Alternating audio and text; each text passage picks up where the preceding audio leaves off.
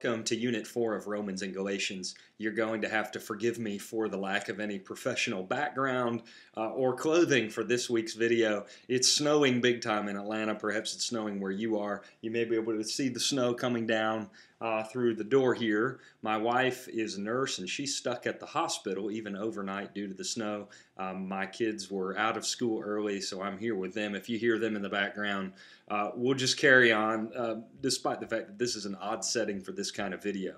Well, this week in Unit 4, we launched the beginning of our intro into the book of Romans, and my hope is that all of our study of Galatians is really going to serve as raw materials to reapproach the book of Romans with fresh eyes. One thing I hope you've seen is that Martin Luther has trained us to read these concepts in Romans and Galatians in a very specific way. And I think Martin Luther 600 years ago, although I'm very thankful for him and his ignition of the Protestant Reformation, I think he was just incorrect. I think what we saw in Galatians is that the question is not, how do I get to heaven? Is it by works or is it by grace? It's who gets to be a part of the people of God. And what are the entrance requirements? Is it just Jesus, or is it Jesus and circumcision? Is it Jesus and culture? And that has tremendous ramifications for our day.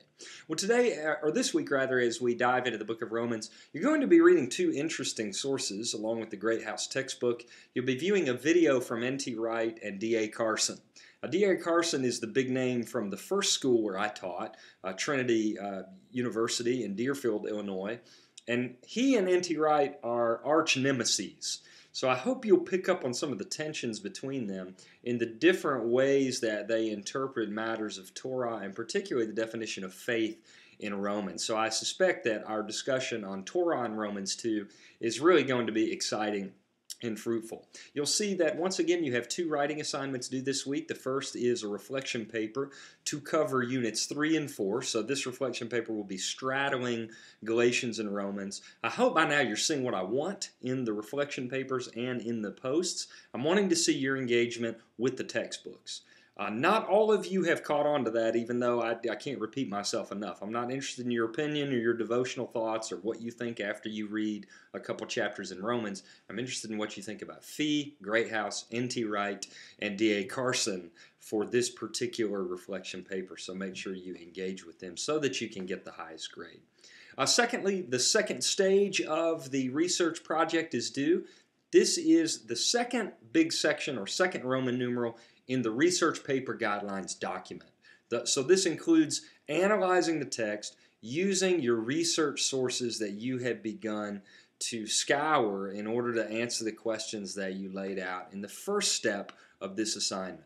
So we're talking about a literary form, information on that, information on the syntax of those words, and the grammar.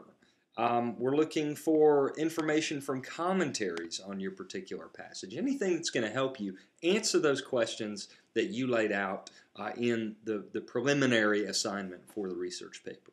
Well, whether I'm snowed in or not, it's very unlikely I'm going to be able to get up the steep road out of my neighborhood tomorrow. I'll be available to you. You have my cell number. Certainly you have my email address, jrice@leuniversity.edu.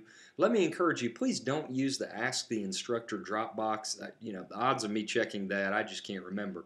But emails, I will respond within 24 hours and usually within half a day. So I'm here to serve you.